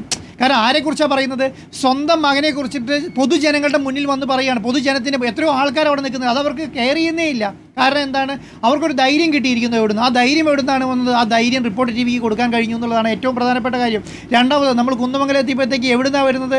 മലപ്പുറത്തിൻ്റെ നമ്മൾ കടന്നുപോയി എടവണ്ണപ്പാറയിൽ നിന്ന് മുക്കത്തേക്ക് നമ്മൾ കടന്നുപോയ സ്ഥലത്ത് നിന്ന് വണ്ടി വിളിച്ച് നമ്മളെത്തിയ സ്ഥലത്തേക്ക് വന്ന് പൊട്ടിക്കരഞ്ഞ് തളർന്ന് വീണു ആ അമ്മ. കാരണം സംസാരിക്കുക മാത്രമല്ല, നമ്മളോട് സംസാരിച്ചു എന്താണ് കേരളത്തെ രക്ഷിക്കാൻ നിങ്ങൾ മുന്നിട്ടിറങ്ങി എന്നുള്ളതാണ്. അപ്പോൾ നമ്മളെ സംബന്ധിച്ചിടത്തോളം റിപ്പോർട്ടർ ടിവി തുടങ്ങിയത് നമ്മുടെ മാധ്യമപ്രവർത്തകർ എഡിറ്റോറിയൽ ബോർഡ് ഇന്ന് നമ്മുടെ ഡെസ്കിൽ ഒരു മനുഷ്യനില്ല. ഡെസ്ക് എന്ന് പറഞ്ഞാൽ ചലിക്കുന്ന ഡെസ്കായി മാറി. കാരണം എന്താണ്? നമ്മളെ ഒരാളെങ്കിലും കുറഞ്ഞു പോയാൽ ആ ആളെ കാണുന്നതുകൊണ്ട് അത് ആ ഒരു എഡിറ്റോറിയൽ അംഗത്തിന് അല്ലെങ്കിൽ ആ ഒരു റിപ്പോർട്ടർക്ക് ഒരു മെസ്സേജ് ഒരു പ്രേക്ഷകന് കൊടുക്കാനുണ്ടെങ്കിൽ അല്ലെങ്കിൽ ഒരു സാധാരണ ഉമ്മയ്ക്കോ അമ്മയ്ക്കോ കൊടുക്കാനുണ്ടെങ്കിൽ, ഇന്ന് വിമൻസ് ഡേ കൂടിയാണ്, ഒരു സ്ത്രീകൾക്ക് കൊടുക്കാനുണ്ടെങ്കിൽ അതുപോലും നഷ്ടപ്പെടുത്തരുത് എന്നുള്ളത് കൊണ്ടാണ് നമ്മളെല്ലാവരും ഇറങ്ങിയത്. നമ്മളെക്കൊണ്ട് ചെയ്യാൻ പറ്റുന്നത് മുഴുവൻ നമ്മൾ ചെയ്യുക എന്നുള്ളതാണ്. എല്ലാവരും ഇന്ന് ഗവർണറായാലും നമ്മുടെ മിനിസ്റ്റർമാരാണെങ്കിലും പൊതുജനങ്ങളാണെങ്കിലും MLA മാരാണെങ്കിലും എല്ലാവരും ആശംസ അറിയിക്കാൻ കാരണം എന്ന് പറയുന്നത് വലിയ കോഴ്സിന് വേണ്ടിയിട്ടുള്ളൊരു പ്രയത്നമാണ്. നമ്മൾ യുദ്ധമാണ് പ്രഖ്യാപിച്ചിരിക്കുന്നത്. കേരളത്തിലെ ലഹരിക്കെതിരെ യുദ്ധമാണ്. ലഹരിക്കെതിരെ യുദ്ധം പ്രഖ്യാപിക്കുന്നത് നമ്മൾ മാത്രമല്ല, കേരളത്തിലെ ജനങ്ങൾ ഒട്ടാകെയാണ്. അപ്പോൾ ഈ ഒരു വലിയ സമരം ഇനി നമ്മൾ മാത്രമല്ല, എല്ലാ ചാനലുകളും എല്ലാ പ്രസ്ഥാനങ്ങളും ഏറ്റെടുത്ത് മുന്നോട്ട് കൊണ്ടുപോകുമെന്നുള്ളതിന് ഒരു സംശയമില്ല. ചില ചാനലുകൾ പറഞ്ഞിട്ടുണ്ട് ഞങ്ങൾ ഇമ്മീഡിയറ്റ്ലി ഞങ്ങൾ ക്യാമ്പയിനുമായിട്ട് ഇറങ്ങുമെന്നുള്ളത്. അങ്ങനെ ക്യാമ്പയിനുമായിട്ട് ഇറങ്ങണമെന്നാണ് ഞാൻ പറയുന്നത്. ക്യാമ്പയിനായിട്ട് ഇറങ്ങണം, വിദ്യാർത്ഥി പ്രസ്ഥാനങ്ങൾ ഇറങ്ങണം, രാഷ്ട്രീയ പാർട്ടികൾ ഇറങ്ങണം, വ്യാപാരി വ്യവസായികൾ ഇറങ്ങണം, തൊഴിലാളികൾ ഇറങ്ങണം, CITU, INTUC പോലെയുള്ള പ്രസ്ഥാനങ്ങൾ ഇറങ്ങണം. വ്യാപാരി വ്യവസായികളെ കൊണ്ടിട്ട് എല്ലാ സംവിധാനങ്ങളും തടയാൻ പറ്റും. ഒരു അങ്ങാടിയിലെ വ്യാപാരിക്ക് അറിയാത്ത ഒരു കാര്യം ഉണ്ടാവില്ല. ആരാണിത് കച്ചവടം ചെയ്യുന്നത് അറിയാത്ത വ്യാപാരി ഒരു ഫോൺ കോളിൽ തീരുന്ന കാര്യം ഉണ്ടാവുള്ളൂ എന്ന് പറഞ്ഞിട്ട് അത് ഒരു ശതമാനം, ഇപ്പം ഞാൻ പറയുന്നത് 60-70% ലഹരി ഉപയോഗിക്കുന്ന വിദ്യാർത്ഥികളാണെന്ന് പറയുന്നത്, 10% റിപ്പോർട്ടർ TV കൊണ്ട് കുറയ്ക്കാൻ കഴിഞ്ഞിട്ട് അത് വലിയൊരു കാര്യമായിട്ടാണ് നമ്മൾ കാണുന്നത്. 10% വേണ്ട, ഒരാൾ ഒരു കുടുംബത്തിൽ ഈ പറയുന്ന ജാഥ കൊണ്ട് മാറിക്കിട്ടിയാൽ അത് വലിയ രീതിയിലുള്ള മാറ്റം ഈ സമൂഹത്തിൽ നടക്കുന്നുള്ള. അപ്പോൾ നമ്മളെ സംബന്ധിച്ചിടത്തോളം ഇനി വരുന്നത് ഒരു യോഗമാണ് ഇപ്പോൾ നമ്മൾ ഇവിടെ ബീച്ചിൽ കടപ്പുറത്ത് നടക്കുന്നത്. അവിടെ എത്രയോ ആളുകൾ കാത്തിരിക്കുന്നു. ആളുകൾ മുഴുവൻ കാത്തിരിക്കുന്നതിന് വേണ്ടിയിട്ടാണ്, ഇതിൻ്റെ ഭാഗമാകാൻ വേണ്ടിയിട്ടാണ്. നമ്മളെ സംബന്ധിച്ചിടത്തോളം ഒരു മോർണിംഗ് ഷോ ചെയ്യുമ്പോൾ പോലെ അല്ലല്ലോ, ഒരു വാർത്ത എടുക്കാൻ പോകുന്ന പോലെ അല്ലല്ലോ, ഇത് അവരുടെയും കൂടെ കാര്യമാണ് എന്ന് ജനങ്ങൾ ഏറ്റെടുത്തു എന്നുള്ളതാണ്. അപ്പം ഈ ഒരു നമ്മുടെ യാത്ര വലിയ വിജയമായി എന്നുള്ളതാണ് ഞാൻ വിശ്വസിക്കുന്നത്. സുജയ, ഗവർണർ മുതൽ സാധാരണ ഹരിതകർമ്മ സേനയിലെ തൊഴിലാളികൾ വരെ ഇന്ന് റിപ്പോർട്ടർ TVക്ക് ആശംസകൾ നേരുകയും നമ്മളോടൊപ്പം ചേർന്ന് നിന്നുകൊണ്ട് ഈ മഹാവിപത്തിനെതിരെ യുദ്ധം പ്രഖ്യാപിക്കുകയുമാണ് ചെയ്തത്. ആ ഉമ്മ വന്ന് നമ്മളോട് പറയുമ്പോൾ, ആ അമ്മ സുജയുടെയൊക്കെ കയ്യിൽ ഇങ്ങനെ തളർന്നു വീണ് കരയുമ്പോൾ നമ്മുടെ മനസ്സിൽ ഒരു വലിയ ചോദ്യം വരുന്നുണ്ട്. ഇതിവിടം കൊണ്ട് തീർന്നാൽ പോരാ, ഇനി എത്ര ദൂരം നമ്മൾ സഞ്ചരിക്കണം, എത്ര വെയിൽ കൊള്ളണം ഈ സമൂഹത്തിനൊരു തണലായി മാറാൻ എന്നൊരു വലിയ ചോദ്യം കൂടി വരുന്നില്ലേ സുജയ? നോക്കൂ, നമുക്ക് ഭയം എല്ലാവരിലും ഉണ്ട് എന്ന് ബോധ്യപ്പെടുത്തി തന്നൊരു യാത്രയായിട്ടാണ് ഞാനിതിനെ കാണുന്നത്. നമ്മൾ വന്ന് കണ്ട എല്ലാ മനുഷ്യരുടെയും ഉള്ളിലൊരു ഭയമുണ്ട്. ഇത് നാളെ എൻ്റെ വീട്ടിൽ സംഭവിക്കാം. ആ ഒരു ഭയമാണ് ഇത്രയധികം പേരെ ഈ വെയിലത്തേക്ക്, അതുപോലെ നോമ്പുകാലമാണെങ്കിലും പുറത്തേക്ക് ഇറങ്ങി വരാൻ, അതുപോലെ അഭിവാദ്യം അർപ്പിക്കാനെങ്കിലും ഞാൻ ഇറങ്ങി വരണം എന്ന് പറഞ്ഞുകൊണ്ട് സാധാരണഗതിയിൽ നോമ്പ് സമയത്ത്, ഈ പകൽ സമയത്ത് പുറത്തേക്ക് ഇറങ്ങി വരാത്ത ഉമ്മമാരടക്കം വന്നു, അതും മലപ്പുറത്ത് എന്ന് പറയുന്നത് നമ്മൾ അത്രയും അവരുടെ മനസ്സിലേക്ക് ഈ ആശയം എത്തിയിട്ടുണ്ട്. ഇപ്പോൾ ഈ ഒരു പോരാട്ടത്തിനായി ഞങ്ങൾ ഇറങ്ങണം, അത് ഞങ്ങളുടെ മക്കൾക്ക് വേണ്ടിയാണ് എന്നവരെ തോന്നിപ്പിച്ചിട്ടുണ്ട് എന്നതാണ് ഈ യാത്രയിൽ നമ്മൾ കടന്നു വന്ന ഓരോ ഇടങ്ങളിലെയും പ്രതികരണങ്ങളിൽ നിന്ന് എനിക്ക് മനസ്സിലാക്കാൻ പറ്റിയത്. ഈ രണ്ടുപേരുടെയും കാര്യം നമ്മളിപ്പോൾ സൂചിപ്പിച്ചല്ലോ. മുഖം വ്യക്തമാക്കാതെ പറഞ്ഞ ആ ഉമ്മയും അതിനുശേഷം നമുക്ക് കുന്നമംഗലത്ത് സംസാരിച്ച് ക്യാമറയ്ക്ക് മുന്നിൽ തന്നെ പൊട്ടിക്കരഞ്ഞ് നിങ്ങൾ ഇത് അവസാനിപ്പിക്കരുത്, നിങ്ങളിത് തുടരണം, നിങ്ങളിലാണ് പ്രതീക്ഷ, ആ ഒരു വാചകം നമുക്ക് എടുക്കാമെന്നാണ് ഞാൻ കരുതുന്നത്. അതായത് നമ്മിൽ പ്രതീക്ഷ വയ്ക്കുന്ന ഒരു സമൂഹം പുറത്തുണ്ട് എന്ന് നമ്മളെ ഓരോരുത്തരെയും ബോധ്യപ്പെടുത്തുന്നത്. നമ്മിൽ എന്ന് പറയുമ്പോൾ റിപ്പോർട്ടർ എന്ന മാധ്യമ സ്ഥാപനം മാത്രമല്ല, എല്ലാ മാധ്യമങ്ങളും ഒരുപോലെ എടുക്കേണ്ട ഒരു കൂട്ടുത്തരവാദിത്തമുണ്ട്. എപ്പോഴും റേറ്റിങ്ങിന് വേണ്ടി ചാനലുകൾ തമ്മിൽ മത്സരിക്കും, പക്ഷേ ഇതൊരു റേറ്റിംഗ് വേണ്ടിയുള്ള ഒരു ഉൽപ്പന്നമല്ല. ഇത് സമൂഹത്തെ ഗ്രസിച്ചിരിക്കുന്ന ഒരു വലിയ വിപത്തിനെ തുടച്ചെറിയുന്നതിന് വേണ്ടി, നേരത്തെ സ്വാതന്ത്ര്യ സമരത്തിൽ എങ്ങനെയാണോ എല്ലാവരും ഒന്നു ചേർന്ന് ബ്രിട്ടീഷുകാരിൽ നിന്ന് സ്വാതന്ത്ര്യം നേടാനായി ഒരു ഇന്ത്യയായി എങ്ങനെ പൊരുതിയോ, അതുപോലെ ലഹരി എന്ന ആ ഒരു വിപത്തിൽ നിന്നുള്ള ഒരു സ്വാതന്ത്ര്യ പ്രഖ്യാപനമാണ് നമുക്ക് വേണ്ടത്. അപ്പോൾ ലഹരിയോടെ നമ്മൾ ക്വിറ്റ് ഇന്ത്യ എന്ന് പറയുന്ന രീതിയിൽ നമ്മുടെ സംസ്ഥാനത്ത് നിന്ന്, രാജ്യത്ത് നിന്ന്, ഇപ്പോൾ സംസ്ഥാനത്ത് നിന്ന് മാത്രം നമ്മൾ ലഹരി തുടച്ചു നീക്കിയിട്ട് കാര്യമില്ല, മറ്റിടങ്ങളിൽ നിന്ന്, വിദേശത്ത് നിന്ന് ഒക്കെ ഏതൊക്കെ തരത്തിലാണ് ലഹരി വരുന്നത് എന്നുള്ളത്, ആകാശമാർഗമുള്ള പാഴ്സലുകൾ, അതുപോലെ തന്നെ ഏതെല്ലാം രീതിയിൽ വരാമോ അതെല്ലാം കേരളത്തിലേക്ക് എത്തുന്നുണ്ട്. അപ്പോൾ നമ്മൾ ഈ ഒരു ക്യാമ്പയിൻ നടത്തുമ്പോൾ, അല്ലെങ്കിൽ എക്സൈസും പോലീസും സംയുക്തമായി നടത്തുന്ന റെയ്ഡിൽ ഇത് കൈകാര്യം ചെയ്യുന്നവർ മാത്രമാണ് പിടിയിലാകുന്നത്. ഇതിൻ്റെ റൂട്ടിലേക്ക് എത്തുന്നില്ല. ആ റൂട്ട് നമ്മൾ എവിടെയാണെന്ന് കണ്ടെത്തി അത് വേരോടെ പിഴുതെറിഞ്ഞാൽ മാത്രമേ ഈ ലഹരിയുടെ സ്വാധീനം, രാസലഹരിയുടെ വരവ് അതൊക്കെ നിലയ്ക്കുകയുള്ളൂ. അല്ല എന്നുണ്ടെങ്കിൽ ഈ കേസുകൾ വരുമ്പോൾ, ഈ ബോധവൽക്കരണം നടക്കുമ്പോൾ കുറച്ച് വിൽപ്പന കുറയും. അതിനപ്പുറം ഈ ഒരു വിപത്ത് പൂർണ്ണമായും മാറണം എന്നുണ്ടെങ്കിൽ, അങ്ങനെ മാറിയാൽ മാത്രമേ ഇന്ന് നമ്മൾ വന്ന് കണ്ട ഓരോ കണ്ണിലുമുള്ള ആ ഭയം ഇല്ലാതാവുകയുള്ളൂ. കുറേ ആളുകൾ നമുക്ക് പിന്തുണ അറിയിച്ചത് നമ്മൾ ഈ പോരാട്ടം ഏറ്റെടുത്ത് അതിത്രയും പരസ്യമായി നമ്മൾ പറഞ്ഞുകൊണ്ടേയിരിക്കുന്നു എന്നതുകൊണ്ട് കൂടിയാണ്. മറ്റു മാധ്യമങ്ങൾക്കൊക്കെ ഒന്നോ രണ്ടോ ന്യൂസ് സ്റ്റോറി ആയിരിക്കാം, പക്ഷേ ഇത് നമുക്ക് ന്യൂസ് സ്റ്റോറി അല്ല, ഒരു ലൈഫ് സ്റ്റോറിയാണ്. ഓരോ മനുഷ്യൻ്റെയും ജീവിത കഥയായിട്ടാണ് നമ്മൾ ഇതിനെ എടുക്കുന്നത്. നമ്മളെ വന്ന് കണ്ട ആളുകൾ പറഞ്ഞ കഥകൾ, അതുപോലെ തന്നെ വാർത്തയായി വരുന്ന ഓരോ ഓരോ കാര്യങ്ങൾ. പിടിക്കപ്പെട്ടതിന് ശേഷവും ഇതേ പാതയിലേക്ക് വരുന്ന കൂടുതൽ പേരെ ലഹരിയുടെ പാതയിലേക്ക് കൊണ്ടുപോകുന്ന ഒരുപാട് പേർ ചുറ്റുമുണ്ട്.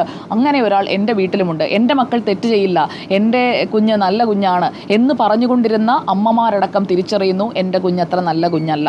എൻ്റെ കുഞ്ഞ് ചെയ്യുന്ന തെറ്റ് എനിക്ക് തിരുത്തിയേ പറ്റൂ. കാരണം അത് എൻ്റെ വീട്ടിലും എൻ്റെ ചുറ്റുപാടുമുള്ള സമൂഹത്തിലും എൻ്റെ മകനാണ് അല്ലെങ്കിൽ എൻ്റെ മകളാണ് വിപത്തായി മാറാൻ പോകുന്നത് എന്ന് ഓരോ അമ്മയും തിരിച്ചറിയുന്നു. അത് വനിതാ ദിനത്തിലെ ഏറ്റവും വലിയൊരു തിരിച്ചറിവായിട്ടാണ് ഞാൻ കരുതുന്നത്. ലിംഗസമത്വത്തെക്കുറിച്ചാണ് ഇന്ന് വനിതാ ദിനത്തിൻ്റെ സന്ദേശം. അപ്പോൾ അതിനും അപ്പുറം നമ്മൾ കൊടുത്ത സന്ദേശം വളരെ വലുതാണ്. അത് സമൂഹത്തിലേക്ക് ഇറങ്ങിച്ചെന്നിട്ടുണ്ട്.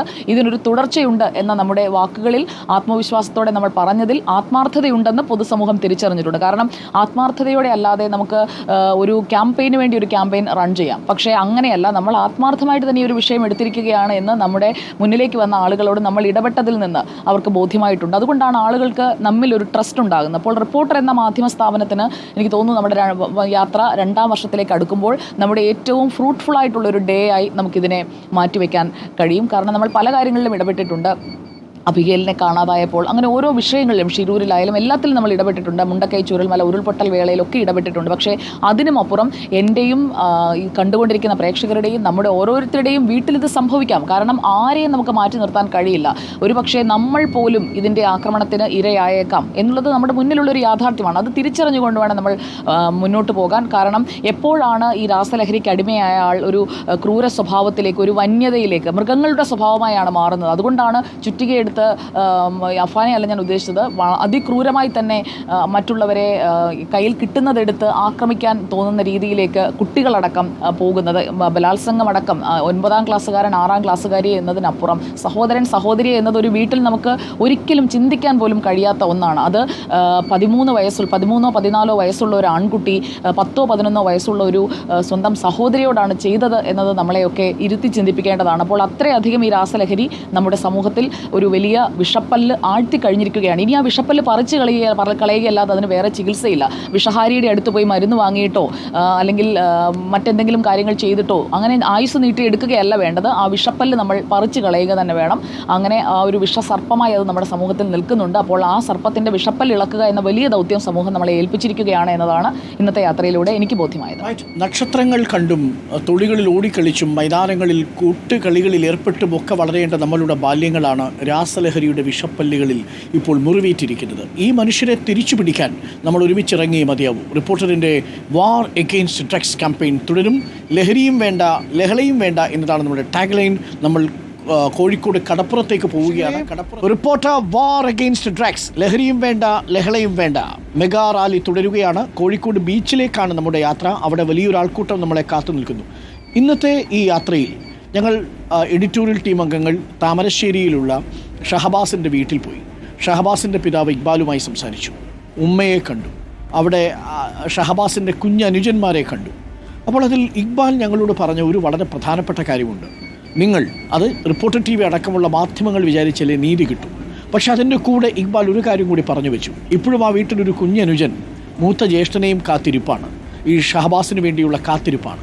ഷഹബാസിൻ്റെ കൂടെ അതേ ക്ലാസ്സിൽ 7ാം ക്ലാസ് വരെ പഠിച്ച അതേ കൂട്ടുകാരനാണ് ഷഹബാസിനെ നഞ്ചക്ക് കൊണ്ട് തലക്കടിച്ച് ക്രൂരമായി കൊലപ്പെടുത്തിയത്. എന്തുകൊണ്ടാണ് ഇതേ പ്രായത്തിൽ ഒരു കുഞ്ഞ് അവൻ്റെ കൂട്ടുകാരനെ തലക്കടിച്ച് അവനെ കൊലപ്പെടുത്തുക എന്ന ഉദ്ദേശത്തോടു കൂടി ആക്രമണം നടത്തിയത്? അവൻ്റെ കണ്ണുകൾ എടുക്കാൻ അവൻ മനസ്സുകൊണ്ട് ആഗ്രഹിച്ചത്? വലിയ മാറ്റങ്ങൾ സംഭവിക്കുന്നുണ്ട് നമ്മുടെ തലമുറയ്ക്കെന്നുള്ളതാണ്. ഇന്ന് മറ്റൊരു വാർത്ത പത്തനംതിട്ടയിൽ തിരുവല്ലയിൽ നിന്ന് റിപ്പോർട്ട് ചെയ്തു. ഒരു 10 വയസ്സുകാരൻ്റെ അച്ഛൻ അവൻ്റെ ശരീരത്തിൽ MDMA കെട്ടിവെച്ച് അത് സെല്ലോ ടേപ്പ് കൊണ്ട് പൊതിഞ്ഞു വെച്ച് ബൈക്കിലും കാറിലുമായി സ്കൂളിലും കോളേജിലും കൊണ്ടുപോയി വിപണനം നടത്തിയ ഞെട്ടിക്കുന്ന കഥയാണ് പത്തനംതിട്ടയിൽ നിന്നും ഞങ്ങളുടെ പ്രതിനിധി പ്രവീൺ പുരുഷോത്തമൻ റിപ്പോർട്ട് ചെയ്തത്. നിങ്ങളൊന്ന് ആലോചിച്ച് നോക്കൂ. നിങ്ങളൊരു രക്ഷിതാവാണെങ്കിൽ 10 വയസ്സുള്ള നിങ്ങളുടെ പിഞ്ചോമന, അതൊരാൺകുട്ടിയാവട്ടെ പെൺകുട്ടിയാവട്ടെ, അവൻ്റെ ശരീരത്തിൽ MDMA പോലെയുള്ള മാരക വസ്തുക്കൾ സെല്ലോ ടേപ്പ് ഉപയോഗിച്ച് കെട്ടിവെച്ച് ഒട്ടിച്ചു വെച്ച് വിപണനം നടത്തുന്നൊരു അച്ഛനെക്കുറിച്ച് നിങ്ങൾക്ക് ആലോചിക്കാൻ കഴിയുമോ? അങ്ങനൊരു അച്ഛൻ ഈ കേരളത്തിലുണ്ട്. അങ്ങനൊരു അച്ഛൻ ഈ തിരുവല്ലയിലുണ്ടായിരുന്നു. അയാളെ റിമാൻഡ് ചെയ്ത് ജയിലിൽ അടച്ചു. പക്ഷേ ഒരിക്കൽ പണം ഇതിൽ നിന്ന് കൊയ്തു തുടങ്ങിയാൽ, ലഹരിയുടെ ലഹരി പിടിച്ചു കഴിഞ്ഞാൽ, സ്വന്തം മകനാണെന്നോ സ്വന്തം സഹോദരിയാണെന്നോ തൊട്ടുമുന്നിൽ നിൽക്കുന്നത് ഉമ്മയാണെന്നോ അമ്മയാണെന്നോ തിരിച്ചറിയാൻ കഴിയാതെ വരും.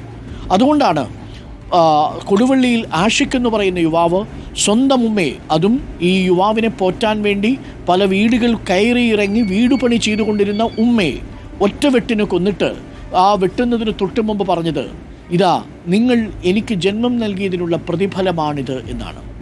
ഇതാണ് നമ്മുടെ അവസ്ഥ. ഏതു നിമിഷവും നമ്മുടെ വീടുകളിൽ സംഭവിക്കാവുന്നൊരു വലിയ ദുരന്തം നമ്മുടെ മുന്നിലുണ്ട്. പക്ഷേ സ്വാഭാവികമായി പ്രേക്ഷകർ ചോദ്യം ചോദിച്ചേക്കാം, ഇതൊന്നും ഇത്ര കാലം നമ്മൾ അറിഞ്ഞിരുന്നില്ലേ? യഥാർത്ഥത്തിൽ ഇത്രയും ആഴത്തിൽ, ഇത്രയും വലിയ രൂക്ഷമായ വിപത്തായി ഇത് മാറും എന്നുള്ളത് നമ്മൾ ആരും അറിഞ്ഞിരുന്നില്ല എന്നതാണ് യാഥാർത്ഥ്യം. പക്ഷെ തുടരെ വരുന്ന റിപ്പോർട്ടുകൾ ഒരു വലിയ മാറ്റത്തെ പ്രതിനിധാനം ചെയ്യുന്നു. ഇന്ത്യയിൽ ഏറ്റവും കൂടുതൽ ഡ്രഗ് കേസുകൾ റിപ്പോർട്ട് ചെയ്യപ്പെടുന്ന സ്റ്റേറ്റ് കേരളമല്ല, അത് പഞ്ചാബാണ്. കേരളത്തിൽ മികച്ച എൻഫോഴ്സ്മെൻറ്റ് സംവിധാനങ്ങളുണ്ട്, പക്ഷേ പരിമിതികളും ഏറെയാണ്. നമ്മുടെ പോലീസോ എക്സൈസോ വിചാരിച്ചാൽ ഇത് കണ്ടുപിടിക്കാൻ കഴിയില്ല. ഞങ്ങളുടെ റിപ്പോർട്ടർമാർ പല വാർത്തകളിലായി പ്രിയപ്പെട്ട പ്രേക്ഷകർക്ക് പങ്കുവച്ച പല രീതികളുണ്ട്. എങ്ങനെയാണ് എയർ പാഴ്സൽ വഴി ഡ്രോപ്പ് ചെയ്യുന്നത്, എങ്ങനെയാണ് ഡ്രോപ്പിംഗ് ഉപയോഗിച്ചുകൊണ്ട് എങ്ങനെയാണ് നിശ്ചിത സ്ഥലത്ത് നേരത്തെ നിശ്ചയിച്ചിരിക്കുന്നത് പോലെ സംഘാംഗങ്ങൾ വഴി ഈ മരുന്നുകൾ വിതരണം ചെയ്യപ്പെടുന്നത്. സാങ്കി പോലെയുള്ള ആപ്പുകൾ വഴി മൊബൈൽ ഫോണുകളിൽ മറ്റാരും കണ്ടുപിടിക്കാനാവാതെ സൈബർ വിഭാഗത്തിന് പോലും ട്രാക്ക് ചെയ്യാൻ പറ്റാത്ത രീതിയിൽ ആശയവിനിമയം നടത്തുന്നത്. ഇതിന് പുതുവഴികൾ തേടിക്കഴിഞ്ഞിരിക്കുന്ന ഒരു സൈബർ തലമുറയാണ് നമ്മുടെ മുന്നിൽ. അതുകൊണ്ട് നമ്മുടെ എൻഫോഴ്സ്മെൻറ്റ് ഏജൻസികൾക്ക് പരിമിതികളുണ്ട്. പക്ഷേ ഏത് എൻഫോഴ്സ്മെൻറ്റ് ഏജൻസിയെക്കാളും വളരെ ശക്തിമത്തായതാണ്, വളരെ ശക്തി കൂടിയതാണ്, അതിനേക്കാൾ വലിയ അർത്ഥവത്തായതാണ് ഈ ജാഗ്രതയേറിയ നമ്മുടെ വീട്ടിലെ ഉമ്മയുടെയും അമ്മയുടെയും അച്ഛൻ്റെയും കണ്ണുകൾ. അത് ഒരു സൈബർ ട്രാക്കിംഗ് വിദഗ്ധൻ്റെയും ശേഷി അതിനാവശ്യമില്ല. നിങ്ങളുടെ മകന് സംഭവിച്ചുകൊണ്ടിരിക്കുന്ന മാറ്റം എന്താണ് എന്ന് വളരെ കൃത്യമായി ഒരമ്മയ്ക്ക് അല്ലെങ്കിൽ ഒരു ഉമ്മയ്ക്ക്, ഒരച്ഛന് അല്ലെങ്കിൽ ഒരു വാപ്പയ്ക്ക് വളരെ എളുപ്പം തിരിച്ചറിയാൻ സാധിക്കും. ഒരു സഹോദരന് സാധിക്കും, ഒരു അധ്യാപകന് സാധിക്കും, നിങ്ങളുടെ കൂടെ കളിക്കാൻ വരുന്നൊരു കൂട്ടുകാരന് സാധിക്കും. അങ്ങനെ ഒരു കൂട്ടുകാരൻ, ഒരമ്മ അല്ലെങ്കിൽ ഒരു ഉമ്മ, ഒരച്ഛൻ ഈ യുദ്ധത്തിൽ വലിയ പോരാളിയായി മാറുന്നു എന്നതാണ് ഈ യാത്രയിൽ റിപ്പോർട്ടർ TV കണ്ട ഏറ്റവും വലിയ മാറ്റം. പണ്ടിത് മറ്റെങ്ങോ സംഭവിക്കുമായിരുന്നൊരു കെട്ടുകഥയായിരുന്നെങ്കിൽ ഇന്ന് നമ്മളുടെ ജീവിതത്തിൽ സംഭവിക്കാൻ സാധ്യതയുള്ള അഥവാ സംഭവിച്ചുകൊണ്ടിരിക്കുന്ന ഒരു ദുരന്തമായി നമ്മൾ തന്നെ മനസ്സിലാക്കുന്നു. നമ്മുടെ വീട്ടിൽ സംഭവിച്ചതുപോലെ എന്ന അർത്ഥത്തിൽ പ്രേക്ഷകർക്ക് എടുക്കാൻ കഴിയുന്നു, അഥവാ എടുക്കാൻ കഴിയണം. നിങ്ങളുടെ കുഞ്ഞു പഠിക്കുന്ന സ്കൂളിൻ്റെ പരിസരത്ത് ഏതോ ഒരു പെട്ടിക്കടയിൽ ഈ ലഹരി വസ്തുക്കൾ വിൽപ്പനയ്ക്ക് വെച്ചിട്ടുണ്ട്. നിങ്ങളുടെ മകൾ പഠിക്കുന്ന ഏതോ ഒരു അന്യസംസ്ഥാനത്തേക്കുള്ള ഒരു വാഹനയാത്രയിൽ, ഒരു ബസ് യാത്രയിൽ ആ കൂടെ ഒപ്പമുള്ള സഹയാത്രികനിൽ ഈ മയക്കുമരുന്നിൻ്റെ വിപത്ത് ഒളിഞ്ഞിരിപ്പുണ്ട്. നിങ്ങളുടെ ഭർത്താവ് അല്ലെങ്കിൽ നിങ്ങളുടെ കാമുകൻ പണിയെടുക്കുന്ന ഏതോ ഒരു ഓഫീസിൻ്റെ ഇടവഴികളിൽ ഈ ലഹരി നിങ്ങളെ കാത്തിരിപ്പുണ്ട്. ഏതോ ഒരു രാഷ്ട്രീയ സംഘടനയിൽ നിങ്ങൾക്കൊപ്പം കൊടിവിളിക്കുന്ന, നിങ്ങൾക്കൊപ്പം പ്രധാനപ്പെട്ട ഭാരവാഹിയായി പ്രവർത്തിക്കുന്ന ഒരു നേതാവിൻ്റെ ഒരു കൊടിയുടെ പിന്നിൽ അവൻ്റെ പോക്കറ്റിൽ ഈ വിഷലഹരി ഒളിഞ്ഞിരിപ്പുണ്ട്. ഏതു നിമിഷവും എവിടെയും ആൾക്കൂട്ടമുള്ളിടത്ത് ലഹരിയുടെ വലിയ നാമ്പുകളുണ്ട് എന്ന തിരിച്ചറിവ് ഈ റിപ്പോർട്ടർ TV ഇന്നത്തെ യാത്രയിലൂടെ പ്രേക്ഷകർക്ക് സമ്മാനിച്ചിട്ടുണ്ട്. ഇത് വരും ദിവസങ്ങളിലും നമ്മളുടെ ഈ യാത്ര തുടരും. കാര്യം ഒരു യാത്ര കൊണ്ട് മാറ്റാൻ കഴിയുന്ന ഒന്നല്ല. ഞാൻ തുടക്കത്തിൽ പറഞ്ഞു, ഇന്ന് ഞങ്ങളുടെ വാർത്താ സംപ്രേഷണത്തിനിടയിൽ വളരെ കുറച്ച് പരസ്യങ്ങൾ മാത്രമാണ് ഞങ്ങൾ എടുത്തത്. അത് ഏതെങ്കിലും തരത്തിൽ പ്രേക്ഷകരുടെ റേറ്റിംഗ് കൂട്ടാൻ വേണ്ടിയുള്ള ഒരു തന്ത്രമായിരുന്നില്ല. പക്ഷേ പൊട്ടിക്കരയുന്ന അമ്മമാർക്കും വളരെ ആവേശത്തോടു കൂടി വന്ന് ഇതിൽ പങ്കാളിത്തം ഉറപ്പുവരുത്തുന്ന യുവജനങ്ങളുടെ ഇടയിൽ അതൊരു തടസ്സമാകേണ്ടെന്ന് കരുതിയതുകൊണ്ട് മാത്രമാണ് നമ്മൾ ഇന്ന് ഞങ്ങളുടെ വാർത്താ സംപ്രേഷണത്തിനിടയിൽ പരമാവധി പരസ്യങ്ങൾ കുറച്ചു നിർത്തിയത്. അത് സ്വാഭാവികമായും ഞങ്ങൾക്കൊരു ചാനൽ എന്ന നിലയിൽ ഒരു വലിയ സാമ്പത്തിക നഷ്ടമുണ്ടാക്കും. പക്ഷേ ഇന്നത്തെ ദിവസത്തിൻ്റെ ഈ സാർത്ഥകമായ യാത്ര അത് പൂർണ്ണമാകുന്നത് ഈ ലക്ഷ്യം നമ്മൾ നിറവേറ്റി കഴിയുമ്പോഴാണ്. നമ്മളിപ്പോൾ ലക്ഷ്യസ്ഥാനത്തേക്ക് അടുക്കുകയാണ്. മഹാറാലി ഇപ്പോൾ കോഴിക്കോട് ബീച്ച് പരിസരത്തേക്ക് എത്തിക്കൊണ്ടിരിക്കുകയാണ്. ഇന്നിവിടുത്തെ കൗൺസിൽ ഓഫ് ലേഡി ലയൺസ് അവതരിപ്പിക്കുന്ന ബീച്ച് ബീറ്റ് എന്ന് പറയുന്നൊരു പരിപാടിയുണ്ട്. ആ പരിപാടിക്കൊപ്പം റിപ്പോർട്ടർ TVയുടെ 1.5 മണിക്കൂർ നീണ്ടു നിൽക്കുന്ന തത്സമയ സംവാദമുണ്ട്. ബീച്ചിൽ നിന്നും നിരവധി ജനപ്രതിനിധികൾ, സാംസ്കാരിക സന്നദ്ധ പ്രവർത്തകരെല്ലാം നമുക്കൊപ്പം ഈ തത്സമയ സംവാദത്തിൽ പങ്കെടുക്കും. എഡിറ്റോറിയൽ ടീം അവർക്കൊപ്പം പൂർണ്ണമായും അവരുടെ ആവശ്യങ്ങൾ കേൾക്കും, അവരുടെ ആശങ്കകൾ മനസ്സിലാക്കും. ഒപ്പം നമ്മുടെ പ്രതികരണങ്ങൾ പൊതുജനങ്ങളെ അറിയിക്കുകയും ചെയ്യും. റിപ്പോർട്ടർ TVയുടെ യാത്ര ഇപ്പോൾ നമ്മൾ ബീച്ചിലേക്ക് എത്തിയിട്ടുണ്ട് ആൻറ്റോ. ഇനിയിപ്പോൾ നമ്മൾ ഏകദേശം 1.5 മണിക്കൂറോളം നീണ്ടു നിൽക്കുന്ന ഒരു പൊതുജന സംവാദമാണ് കോഴിക്കോട് ബീച്ചിൽ നിന്ന്. ഇന്ന് വനിതാ ദിനം കൂടിയാണ്. നമുക്കൊപ്പം 2 മഹനീയ വനിതകൾ കൂടിയുണ്ട്, സുജിയ പാർവതിയും സ്മൃതി പരുത്തിക്കാടും. രണ്ടുപേർക്കും ഒരിക്കൽ കൂടി വനിതാ ദിനാശംസകൾ നേരുകയാണ്. അതെ രാത്രി. പക്ഷേ എന്നാലും ഈ ദിവസം കഴിയുന്നില്ലല്ലോ. സ്മൃതി പറഞ്ഞൊരു കാര്യമുണ്ട്, അറിഞ്ഞോ അറിയാതെയോ പറഞ്ഞതാണെങ്കിലും, ഇന്നത്തെ ദിവസം കഴിയാറായി എന്ന് പറയുമ്പോൾ ഈ ദിവസമല്ല, ഇനി വരും ദിവസങ്ങളിലും അല്ലേ വനിതകളുടെ ദിനമായി മാറണം. പലപ്പോഴും അതൊരു സെറിമോണിയൽ ദിനമായി മാറും. അതെ, സാർത്ഥകമായി ഇങ്ങനെ ഒരു ദൗത്യത്തിന് ഇറങ്ങി പുറപ്പെട്ടത് കൊണ്ട് ഈ വനിതാ ദിനം മറ്റ് വനിതാ ദിനങ്ങളെ പോലെയല്ല. നമ്മളൊരു സ്റ്റോറി കൊടുക്കും, അല്ലെങ്കിൽ ഒരു വനിതാ ദിനത്തിൽ പ്രത്യേക പരിപാടി കൊടുക്കും. അതിനപ്പുറത്തേക്ക് കുറേ വനിതകളുമായി സംസാരിക്കാനും അവരുടെ പ്രശ്നങ്ങൾ കേൾക്കാനും അതിലൊരു ഒരു ഒരു എന്താ പറയുക സമാധാനിപ്പിക്കുന്ന റിപ്പോർട്ടർ ടിവിയിലെ പ്രധാനപ്പെട്ട 2 വനിതകൾക്ക് ചെയ്യാൻ പറ്റുന്നതിൽ ഏറ്റവും വലിയൊരു കാര്യമാണ്. സുജയ്, ഇന്ന് നമ്മൾ കുറേ വനിതകളെ കണ്ടു. ഈ മറയാതെ നിൽക്കുന്ന 3 4 വനിതകൾ, ഒരുപാട് വനിതകൾ നമ്മളോട് പ്രതികരിച്ചുവെങ്കിൽ പോലും ഒന്ന് നമ്മളുടെ മുക്കത്ത് വെച്ചാണ് അല്ലേ, പുല്ല് തലയിൽ വെച്ച് വന്ന പുല്ല് തലയിൽ വെച്ച് യാത്രാമധ്യയിൽ പുല്ല് തലയിൽ വെച്ച് വന്ന 62 വയസ്സുള്ള ഒരു ഉമ്മ. മറ്റൊന്ന്, അതായത് കിലോമീറ്ററുകൾ അവർ ദൂരെ പോയി പുല്ല് വെട്ടി വന്ന ആടിന് കൊടുക്കാൻ വേണ്ടി പൊരി വെയിലത്ത് നോമ്പ് കാലത്ത് നോമ്പെടുത്ത് വരുന്ന ഒരു ഉമ്മയുണ്ട്. ആ ഉമ്മയുടെ വീട്ടിലും ഒരു മകനുണ്ടാവും, മകന് കൊച്ചുമക്കളുണ്ടാവും. അവരും ഇതേ വിപത്തിൻ്റെ സാധ്യതകളിലൂടെ കടന്നു പോകുന്നതാണ് എന്ന് തിരിച്ചറിവ്. രണ്ടാമത്തെ ഒരു ഉമ്മ മുക്കത്താണ്. മുക്കത്ത് വലിയ ആൾക്കൂട്ടത്തിന് നടുവിൽ മക്കളെ എനിക്കൊരു കാര്യം പറയാനുണ്ട്, പക്ഷേ എൻ്റെ മുഖം കാണിക്കരുത് എന്ന് പറഞ്ഞു വന്ന് ആൾക്കൂട്ടത്തിന് നടുവിൽ വന്ന് പൊട്ടിക്കരഞ്ഞുകൊണ്ട് അവരുടെ മകൻ്റെ കഥ നമ്മളോട് പറഞ്ഞു. 8ാം ക്ലാസ് മുതൽ അവൻ ലഹരി ഉപയോഗിച്ച് തുടങ്ങി എന്ന് ഞെട്ടിക്കുന്ന കഥ. അതിപ്പോഴും നിയന്ത്രിക്കാൻ കഴിയുന്നില്ല. വീട്ടിലൊരു അനിയത്തിയുണ്ട്, അവളോട് പോലും മോശമായി അവൻ പെരുമാറുന്നു എന്നത് ഭയപ്പെടുത്തുന്നു എന്ന് നമ്മളോട് ഒരുമ്മ വന്ന് നമ്മളോട് പറയും, തലയിൽ തട്ടമിട്ടുവെന്ന് പറഞ്ഞ ഒരുമ്മ. മറ്റൊന്ന്, കുന്ദമംഗലത്ത് നമ്മളുമായി സംസാരിച്ച് നിൽക്കവേ തളർന്നു വീണ ഒരമ്മ. അങ്ങനെ വ്യത്യസ്തങ്ങളായിട്ടുള്ള സ്ത്രീകളിലൂടെയാണ് ഇന്നത്തെ ദിനം കടന്നു പോകുന്നത്. ഒപ്പം നമുക്ക് പ്രൊവിഡൻസ് കോളേജിലെ കുട്ടികൾ അവതരിപ്പിച്ച മനോഹരമായൊരു സ്കിറ്റ്, അതേപോലെ ഫ്ലാഷ് മോബ് കളിച്ച കുട്ടികൾ, നമ്മൾക്കൊപ്പം വോളണ്ടിയർമാരായി ത്രൂ ഔട്ട് ഈ പരിപാടിക്കൊപ്പം ഉണ്ടായിരുന്ന പെൺകുട്ടികൾ. ആ അർത്ഥത്തിൽ ഈ വനിതാ ദിനം റിപ്പോർട്ടറിൻ്റെ മഹായാത്രയെ അർത്ഥപൂർണ്ണമാക്കി തീർത്തത് ഇത്തരം വനിതകളുടെ ഇടപെടലും പങ്കാളിത്തവും കൊണ്ടുകൂടിയാണ്. നന്ദിപൂർവ്വം ഞങ്ങൾ സ്മരിക്കുന്നു. ഈ വാർത്തായാത്ര നമ്മളിനി ബീച്ചിലേക്ക് ഇറങ്ങുകയാണ്.